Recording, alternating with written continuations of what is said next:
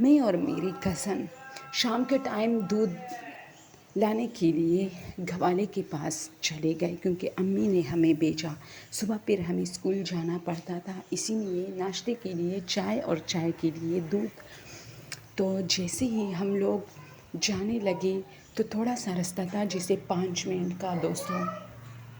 तो इस साइड से तो बिल्कुल सब कुछ ठीक था, लेकिन दोस्तों उस साइड से जब हम आ रहे थे थोड़ा लेट हो चुका था, क्योंकि वो लोग पहले वैन से दूध दे रही थी, इसके बाद हमें दिया, जिस पर 10 15 20 मिनट तो हम वहाँ रुके थे।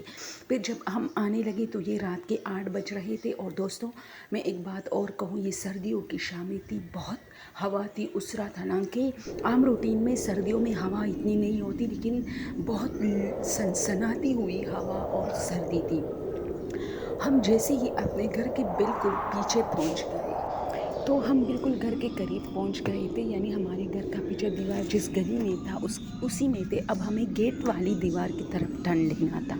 ये जो टर्न वाली जगह थी दोस्तों, वो कहती है कि जैसे ही इस की तरफ हम मुड़ रहे थे, इसमें एक आदमी खड़ा था जिसने सफ़ेद लिबास पहना था, लेकिन उस वक्त मुझे इन चीज़ों का पता नहीं होता था, ये जिन्नात और ये अनदर क्रिएचर वगैरह।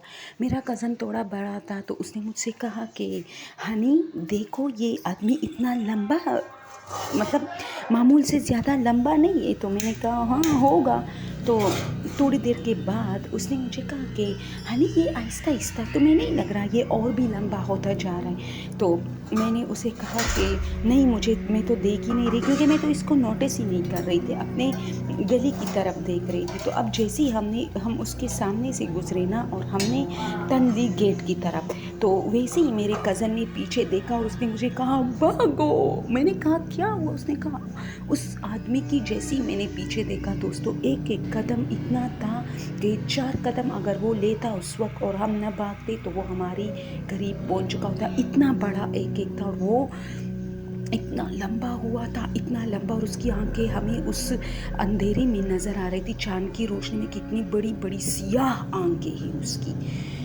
हम भागते भागते अपने गेट के पास पहुँचे और तकरीबन हम बेहोश हो रहे थे। हम चूँकि गेट खुला था हमारे लिए, हम जल्दी अंदर आए और गेट को अंदर से लॉक किया। और अपनी अम्मी, जैसी हमारी अम्मी हमारी चीखों से कमरे से बाहर आई कि क्या हुआ इन लोगों को, तो हम उनके कदमों में गिरे और पूरा दूध जो है वो गिर पड़ा। फिर हमने ये मामला अम्मी को बताया और हमारी अम्मी भी काफ़ी डर गई थी। उसने हमें बिल्कुल नहीं डांटा दूध के लिए कि दूध गिर गया था, लेकिन उस दिन के बाद अम्मी हमें अंधेरा होने से पहले पहले दूध के लिए बेचती थी।